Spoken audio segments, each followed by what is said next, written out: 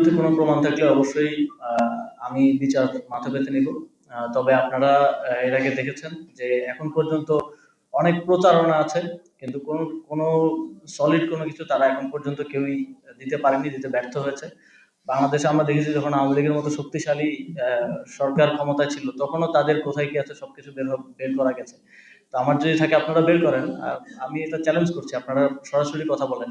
আপনারা দেখবেন যে যখনই আমরা কোনো অনিয়মের বিরুদ্ধে কথা বলি, যখনই আমরা কোনো কঠিন অবস্থান নেই, যখনই আমাদের বিরুদ্ধে এই প্রচারণাগুলো জোরে সোরে হয়, সামনের দিনে আপনি আরো যদি দুই একটা চোথা নিউজ, মানে চোথা নিউজ যেটাকে আমরা বলি আর কি, বিভিন্ন জায়গা থেকে সাপ্লাই দেওয়া নিউজ, এর আগে আমরা প্রমাণও পেয়েছি যে সাপ্লাই দেওয়া নিউজ আমাদের আহ্বায়কের বিরুদ্ধে করা হয়েছে, আমার বিরুদ্ধে করা হয়েছে, দেখতে পান আগামী দু একদিনের মধ্যে, তাহলে অবাক হওয়ার কিছু নেই। কারণ আমরা ঋণ খেলাপিদের বিরুদ্ধে আমাদের শক্ত অবস্থান দেখিয়েছি।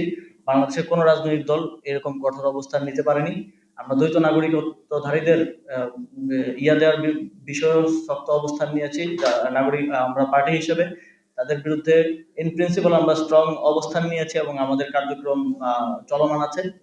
সেই জায়গা থেকে যারা এর ফলে ভুক্তভোগী হচ্ছে, যে 1700 কোটি টাকার ঋণ খেলাপি, যে আমাদের এই কার্যক্রমের ফলে আমাদের এই জবাবদিহিতা আদায়ের, বাংলাদেশের জনগণের পক্ষ থেকে আমরা যে জবাবদিহিতা আদায় করতে চাই সেই কার্যক্রমের ফলে ভুক্তভোগী হচ্ছে, তিনি তো অবশ্যই তার 17 কোটির 1 কোটি আমাদের বিরুদ্ধে ইউজ করতে পিছপা হবেন না।